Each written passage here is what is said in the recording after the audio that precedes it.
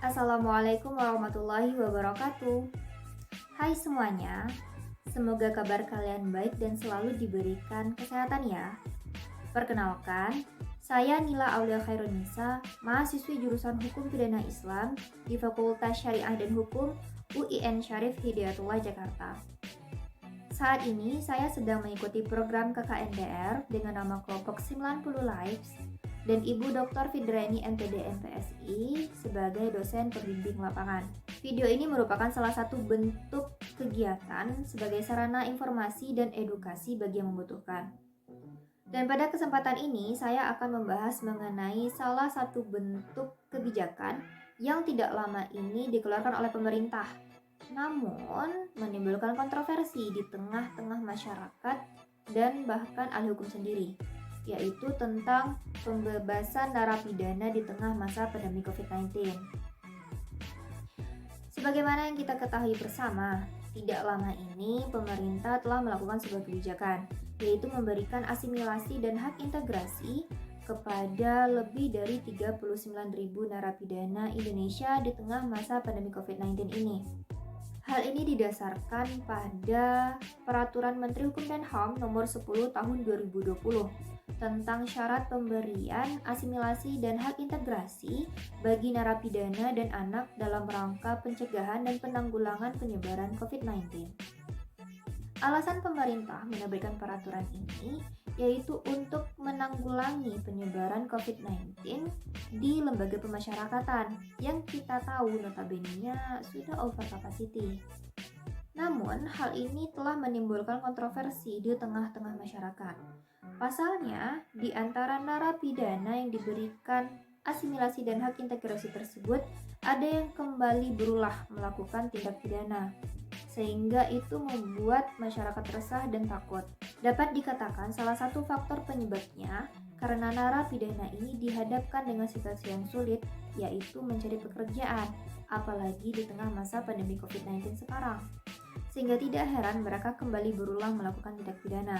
Terkait ditangkapnya narapidana yang kembali berulah setelah diberikan asimilasi dan hak integrasi ini, dikutip dari laman kompasnews.com, Menteri Hukum dan HAM yaitu Bapak Yasona Halauli memberikan pendapatnya.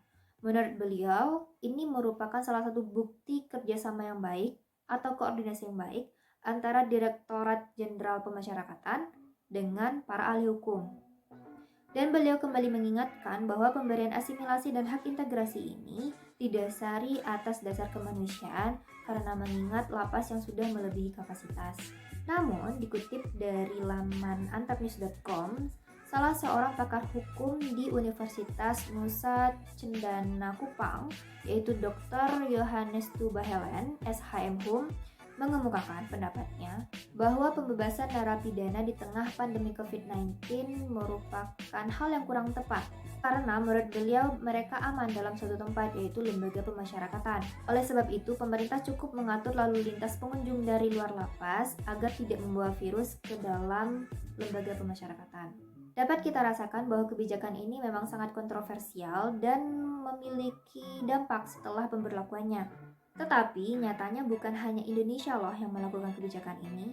Trias Palupi Kurnianingrum dalam jurnalnya yang berjudul Kontroversi Pembebasan Narapidana di Tengah Masa Pandemi COVID-19 menyebutkan beberapa negara yang ikut melakukan kebijakan yang seperti ini. Seperti Jerman yang bertujuan untuk membebaskan sel-sel agar area karantina dapat diatur untuk narapidana yang tertular penyakit. Kemudian pemerintah Italia juga ikut melakukan kebijakan ini setelah dipicu terjadinya kerusuhan di lapas akibat larangan berkunjung. Kemudian Inggris yang memberlakukan kebijakan ini kepada narapidana yang memiliki masa waktu kurang dari 2 bulan. Selain itu, Iran telah membebaskan lebih dari 90.000 narapidana dan Brazil lebih dari 34.000 narapidana. Sebenarnya, untuk menanggulangi lapas yang overkapasitas dapat dilakukan dengan cara memperbaiki sistem peradilan pidana Indonesia sendiri. Salah satunya yaitu dengan memaksimalkan konsep atau perwujudan restoratif justice. Konsep ini menitik beratkan penyelesaian perkara dengan mempertemukan orang-orang yang berperkara, mulai dari pelaku, korban, bahkan masyarakat sekitar, sehingga perdamaian dan mediasi antar pihak dapat dilakukan. Paling tidak, konsep restoratif justice dapat diberlakukan pada kasus pidana anak dan kasus-kasus pidana ringan. Seperti contoh kasus yang sempat viral dahulu, yaitu kasus nenek Minah yang dituduh mencuri 3 buah biji kakao. Jika dibandingkan dengan negara Belanda, pakar hukum pidana Indonesia yaitu Profesor Andi Hamzah menyebutkan bahwa ternyata sekitar 60% perkara yang ditangani oleh jaksa Belanda itu dilakukan secara afdoiding buiten proses atau penyelesaian perkara di luar pengadilan. Sedangkan di Indonesia sendiri yang menganut azas legalitas seakan-akan membuat lembaga pemasyarakatan sendiri semakin sesak dengan banyaknya perkara pidana orang kecil yang dilimpahkan ke pengadilan. Menurut saya, hal ini maklum terjadi karena mengingat bahwa hukum pidana di Indonesia yang masih belum seutuhnya diperbarui, karena masih memakai KUHP yang kita kenal dengan Wetboek van Strafrecht. Walaupun pemerintah baru-baru ini sudah menerbitkan RUU untuk KUHP yang baru, tetapi terdapat begitu banyak pasal dan diantaranya juga menimbulkan kontroversi di tengah masyarakat.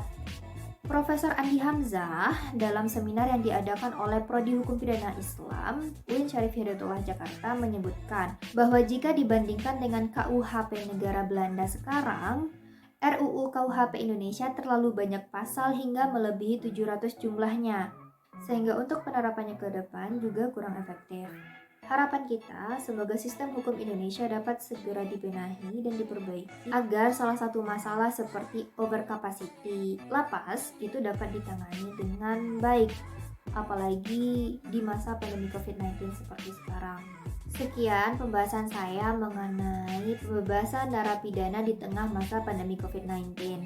Semoga video ini dapat bermanfaat dan menjadi sumber informasi dan edukasi bagi yang membutuhkan. Jika ada kata-kata yang kurang pada tempatnya, saya mohon maaf. Saya akhiri. Wassalamualaikum warahmatullahi wabarakatuh.